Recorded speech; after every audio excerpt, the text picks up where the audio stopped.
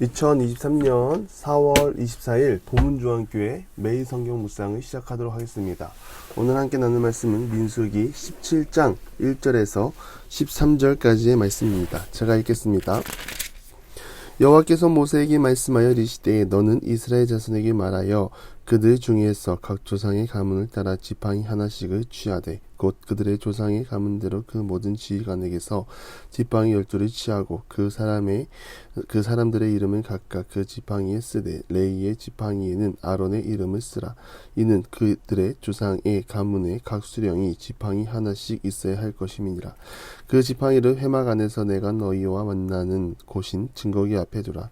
내가 택한 자의 지팡이에는 싹이 나리니 이것으로 이스라엘 자손이 너희에게 대하여 원망하는 말을 내 앞에서 그치게 하리라. 모세가 이스라엘 자손에게 말하며 그들의 지휘관들이 각 지파대로 지팡이 하나씩을 그들에게 주었으니 그 지팡이가 모두 12이라. 그 중에 아론의 지팡이가 있었더라. 모세가 그 지팡이들을 증거의 장막 안 여호와 앞에 두었더라. 이튿날 모세가 증거의 장막에 들어가 본즉 레위 집을 위하여 낸 아론의 지팡이에 움이 돋고 순이 나고 꽃이 피어서 살구 열매가 열렸더라. 모세가 그 지팡이 전부를 여호와 앞에 이스라엘 모든 자손에게로 가져오매 그들이 보고 각각 자기 지팡이를 집어들었더라. 여호와께서 또 모세에게 이르시되 아론의 지팡이는 증거궤 앞으로 도로 가져다가 거기 간직하여 반역한 자에 대한 표징이 되게 하여 그들로 내게 대한 원망을 그치고 죽지 않게 할지라. 모세가 곧 그 같이 하되 여호와께서 자기에게 명령하신 대로 하였더라. 이스라엘 자손이 모세에게 말하여 이르되 보소서 우리는 죽게 되었나이다. 망하게 되었나이다. 다 망하게 되었나이다. 가까이 나아가는 자 곧 여호와의 성막에 가까이 나가는 자마다 다 죽사오니 우리가 다 망하여야 하리이까.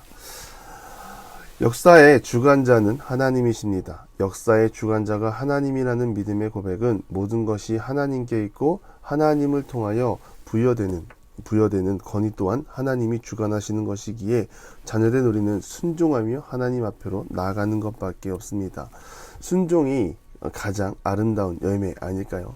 오늘 본문은 아론의 쌍난 지팡이입니다. 하나님께서는 쌍난 지팡이를 통하여 왜 자신의 능력을 이스라엘 백성들에게 보여주셨을까요?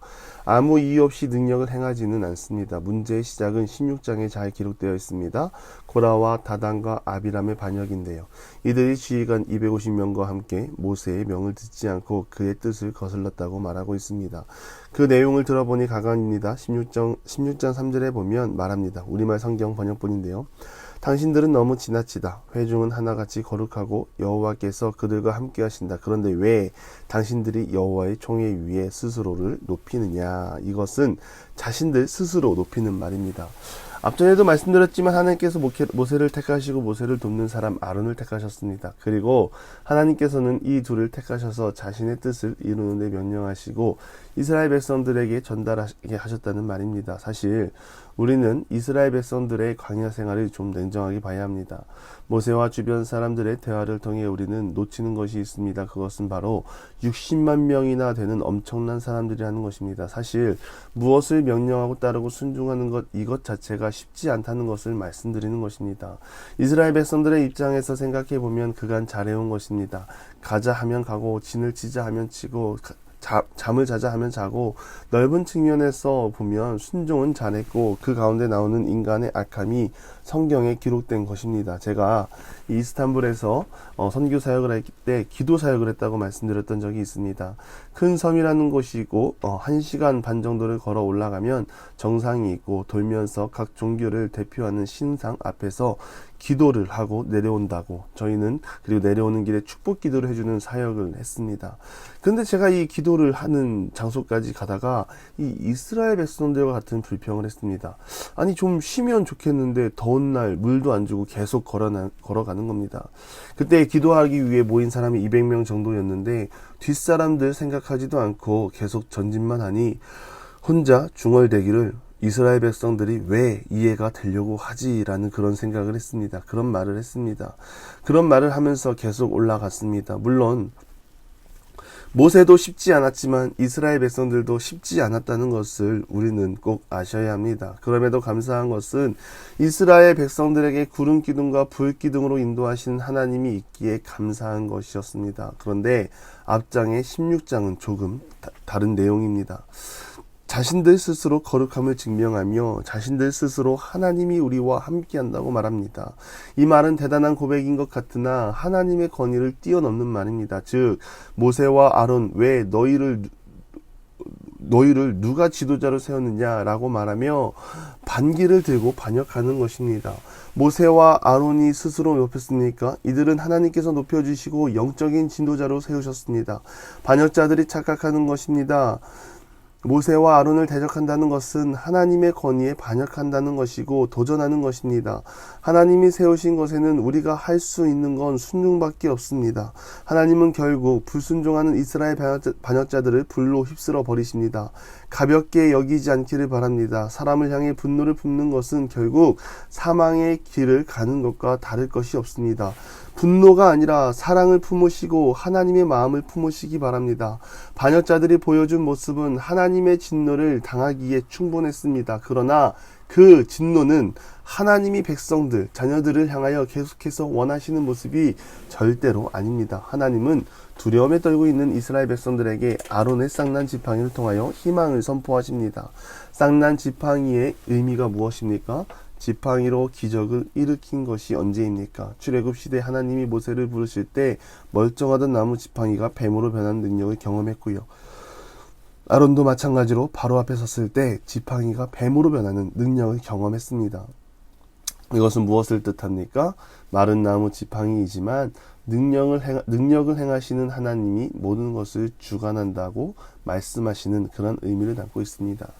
하나님께서는 동일하게 이번에도 지팡이를 사용하십니다. 각 지파별로 지팡이를 12개 모으라고 하시고 레위 자손의 지팡이에만 아론이라고 적으라고 했습니다. 그리고 증거기 앞에 놓으라고 명하신 것입니다. 이에 모세는 그대로 각 지파에게 전달하고 이들은 그렇게 행했습니다. 그리고 하나님께서 말씀하십니다. 내가 택한 자의 지팡이에는 싹이 나리니 이것으로 이스라엘 자손이 너희에게 대하여 원망하는 말을 내 앞에서 그치게 하리라. 누구의 지팡이에서 싹이 납니까? 아론이라 적은 지팡이에서 싹이 나고 꽃이 피어 열매를 맺습니다. 하나님께서는 이미 말라 죽어 생명력을 잃은 마른 막대기로 된 아론의 지팡이에 하룻밤 만에 움이 돋고 순이 나고 꽃이 피어 열매가 맺히는 그야말로 초자연적인 이적을 일으키심으로 하나님이 특별히 아론과 그가 속한 레위 지파에게만 제사장 직분을 수여하셨다는 것을 분명하게 보여주셨습니다. 또한 아론의 대제사장직 독점에 대해 이의를 제기하고 반역을 일으켰던 고라 사건으로 말미암아 당하게 된 이스라엘 백성들의 전염병으로 인한 죽음 이후에 하나님께서 직접 아론의 지팡이의 이적을 보이신 것은 아론이 성령의 권능 가운데에서 자신에게 맡겨진 대제사장의 직무를 잘 행할 수 있도록 잘 행하여 여호와께서 그에게 기대하신 열매를 맺었다는 것을 반증하는 것이기도 합니다. 따라서 하나님께서는 기름 부어 위임식을 하듯 아론의 마른 막대기에 열매를 맺게 하심으로 아론의 대제사장직에 정통성을 입증해 주셨고 앞으로도 계속해서 여호와의 권능을 부어 주시겠다는 약속을 주신 것입니다. 사람이 하나님을 앞서갈 수 없습니다. 사람이 하나님을 앞서 하나님의 대리자 위치에 스스로 서려고 한다면 모든 것은 사망밖에 없습니다. 여러분, 그런 삶으로 살아가고 싶으십니까? 겸손하게 하나님의 뜻과 마음을 구하며 나아갑시다. 13절입니다. 하나님을 가까이함이 복입니다. 두려움으로 하나님을 본다면 죽음이 묵상되지만 하나님이 우리에게 주신 자유를 묵상하고 하나님 앞에 나아가면 분명 우리가 생명의 자리에 거할 줄 믿습니다. 하나님을 가까이 하는 것은 죽음이 아니라 생명임을 기억하고 오늘도 우리는 하나님을 앞서지 아니하고 겸손히 하나님의 부름과 보내심, 이끄심에 순종하며 나아가는 믿음의 사람이 되기를 간절히 축원합니다. 기도하겠습니다. 역사의 주관자 되신 하나님, 인간의 악한 본성은 늘 하나님을 앞서가려고 합니다. 하나님, 우리 가운데 있는 악함을 끊어내게 하시고 간절히 바라기는 하나님의 능력을 온전히 경험하며 나아가는 믿음의 사람들이 되게 하여 주시옵소서. 권위에 순종하며 무엇보다 맡겨진 일에 충성을 다하게 하시고 불만 원망이 아니라 살아계신 하나님의 인도하심 아래 늘 거하는 믿음의 사람들이 다 되게 하여 주시옵소서. 예수님의 이름으로 기도드리며 이제는 우리 구주 예수 그리스도의 은혜와 하나님의 극진하신 사랑하심과 성령의 감화감동 교통하심이 역사의 주관자이신 하나님을 신뢰하고 겸손히 권위에 복종하며 하나님을 가까이 하기를 간절히 소망하는 사랑하는 보문주와 함께 모든 기도의 용사 위에 이제로부터 영원토록 함께 하시기를 간절히 축원하옵나이다. 아멘.